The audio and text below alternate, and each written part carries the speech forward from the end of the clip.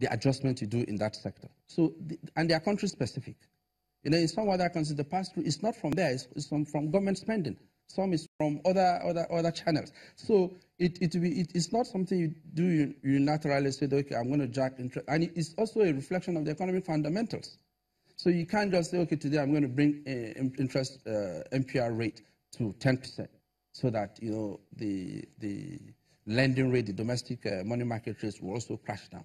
There are also rigidities that will not translate the monetary policy rate to those rates, which are also structural issues. So you've seen when central bank in past regimes reduce interest rate, that does not automatically lead to decline in lending rates, because other factors apart from interest rates are inputted in the reason why banks give loans. You know, one of the things that you do at the central bank, and which is being you beat your chest, is about those interventions in the economy. Now, the IMF, some of the directors are saying you should stop direct financing of the economy. Yeah, the quasi-fiscal activities of central bank. Yes. Would you stop? The objective of the governor of the central bank, which he made public, was that the central bank is supplying real sector growth. That's what we're doing.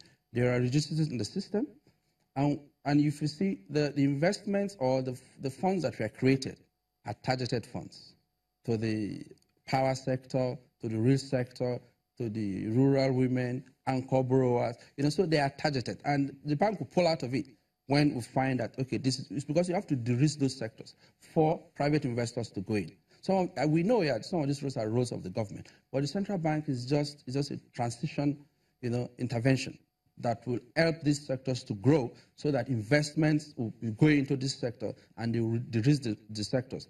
This will also translate to performance of the NPLs, because all these sectors are also exposed. We saw NPLs build up in the power sector because of changes in certain things that make it not possible for those to redeem their exposures. Let's talk a little bit about FX, yes, and how all of this play out. What more do you think could be done? Each time the Article 4, the last that was released, also hammered on, let's reduce the multiple exchange rates, let's have some more flexibility, and what have you. What folks are you thinking at the central bank how to address this? Do you think there's still more room to either tighten, loosen, or replace some of the bolts and nuts? Yeah. The FX market now is, even the IMF acknowledged that, is robust, transparent. The inflows is highly liquid. The inflows, the INE window, investors and exporters window, has raked in over 12 billion. You know, these are autonomous markets that are coming in with funds. The central bank intervention is pulling back to that, and the rates are all converging. Transaction rates now. So if you are looking at rates that are really in the market, even the forwards are done in the market, you see that the range is still between the 350, 360 margin, including the parallel, the BDC markets.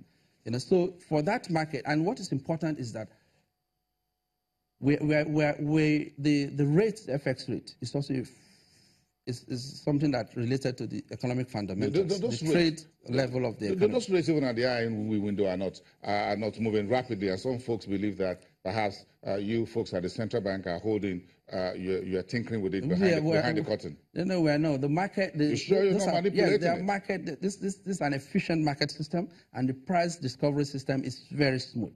Some sectors are going to 360, 370. But you are pumping in money, you're trying to manage the exchange rate. Monies are also coming into that market, and people, instead of coming to wait for CBN interbank window, go to that market and do their transactions. What we're saying is the distortions is because of market failure that all these activities takes place.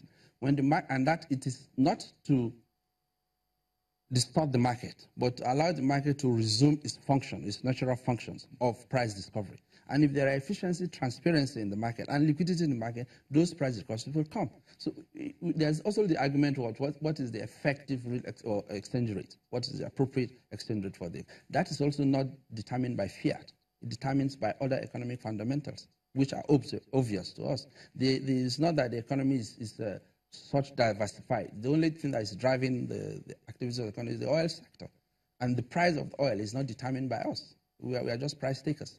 So by the time we diversify and have all the central bank intervention activities, bringing in results, then you will see, even now, the PMIs and stuff that are going up, we have a window for the SMEs of $20,000, so that even if you are not a big player, these small players can also bring, because let's accept it, the Nigerian economy is still import dependent, but we are getting out of it gradually.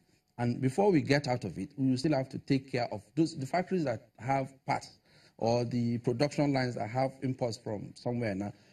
The central bank did the 41 items that is also reading results now.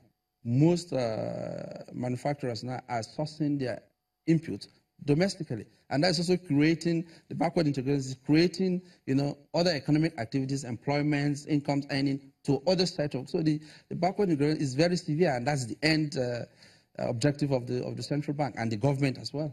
When will the next financial sector stability report be released? We have the end of 2017 financial stability. That is also coming out soon, because we just had the GDP numbers came in last week from the MBS, and after that is imputed, it goes through the validation process. It will be out soon. For 2018, and the numbers there are a lot better.